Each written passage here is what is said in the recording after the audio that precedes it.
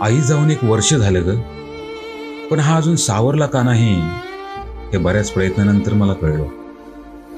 माझा मित्र खूप साधा आहे ग.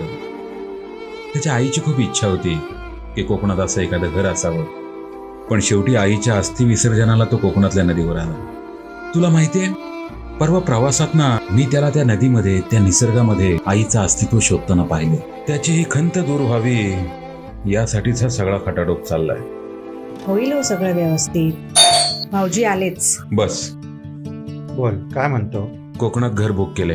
एवढे लांब जाणं येणं होईल? म्हणून स्थळ कोकणात नाही रे, महाराजांच्या राजधानीत रायगडमध्ये घेतलाय. निसर्गाच्या जवळ असणे म्हणजे रस्त्यांचा प्रॉब्लेम होईल.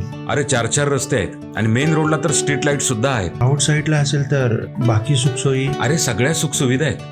बाबांसाठी नाना नानी पार्क आहे, बाजूला 2 मजली हॉस्पिटल आहे, मुलांसाठी वाचनालय आहे, ओपन जिम सुद्धा आहे, आजूबाजूला प्रेक्षणीय स्थळं आहेत, बाजारपेठा आहेत, सरकारी ऑफिस आहे, कोकण रेल्वेचं रेल्वे स्टेशन आहे, एसटी स्टँड जवळ आहे. तुला सांगतो, शाळा सुद्धा जवळ आहे आणि बांधकाम म्हणशील तर अतिशय उत्तम.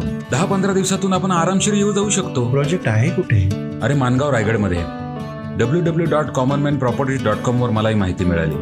योगेश्वरी गार्डन म्हणून तो प्रोजेक्ट आहे. इन्व्हेस्टमेंटच्या दृष्टिकोनातून योग्य होईल? अहो भाऊजी, मलाही हाच प्रश्न पडला होता, पण कोरोना काळात लोकांचा गावाकडे वाढलेला कल पाहून मला हा निर्णय योग्यच वाटतो. भाऊजी, मुलांचं भविष्य कोकणात स्थिर होऊ शकतं. महाड MIDC आहे, रोहा MIDC आहे, दिघी पोर्ट आहे, पॉस्को स्टील कंपनी आहे. अशा बऱ्याच गोष्टींचा विचार करता मला हा निर्णय योग्य वाटतो. वहिनी बराच अभ्यास केलेला दिसतोय. भाऊजी, पैसे तुमचे काय आणि आमचे काय, कष्टाचे तर आहेत. रोहित, एक बुकिंग तुझ्या नावाने केलंय.